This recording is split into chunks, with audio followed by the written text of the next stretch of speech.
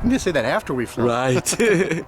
Okay, go ahead. Okay. You know, the airplane is obviously a real special part of history, but as far as flying qualities, it's a terrible airplane. It's unstable.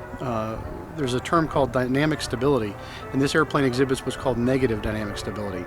Both pitch and yaw. Most airplanes, and you know from your student pilot flying, if you pull on the yoke and let go, it'll basically oscillate and then come back to level flight. That's an inherent stability characteristic that's required of a standard category airplane. Same with yaw. If you step on the rudder, the airplane's supposed to yaw and wiggle a little bit and come back to steady state flight. Not this thing. I'll show you from level flight. We'll get it all trimmed out in cruise flight, and we'll just gently pop the stick nose down, and it will accelerate and diverge away nose down, never oscillating, just continuing to go in that direction. Bring it back to level flight, having not changed the trim or the power, pop the nose up, and now it will diverge and accelerate nose up until it stalls unless you intervene. Keep the pilot awake. You constantly fly it. That's my point. And same thing with the rudder too. You've never seen anything like it. It'll yaw until the rudder goes full scale deflection all by itself. So it was really designed to do one thing, and that was carry enough gas to get him across the Atlantic.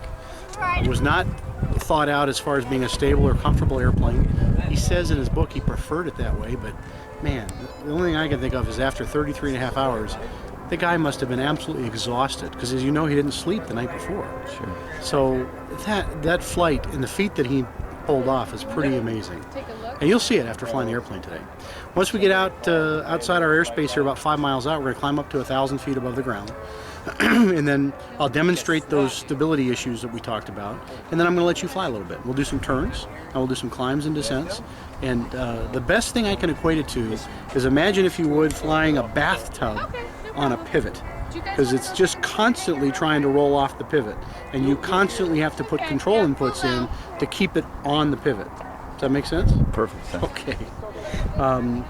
Realize his airplane was a full another 1,000 pounds heavier than we are today, because it carried all of 450 gallons of gas. Sure. We're only carrying, look at, about 60 gallons on board today, which is plenty for what we're doing.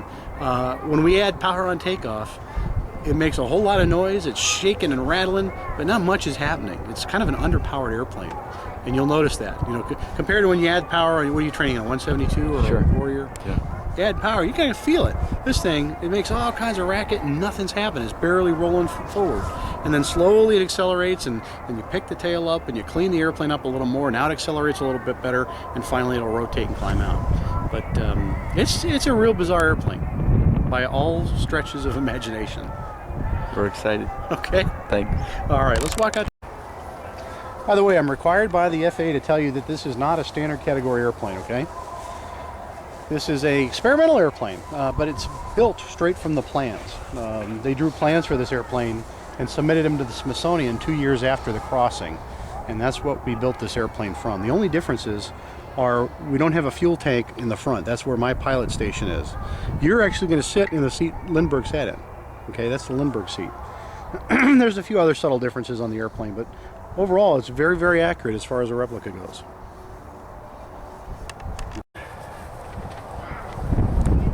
Stay away from that prop, Yep. please.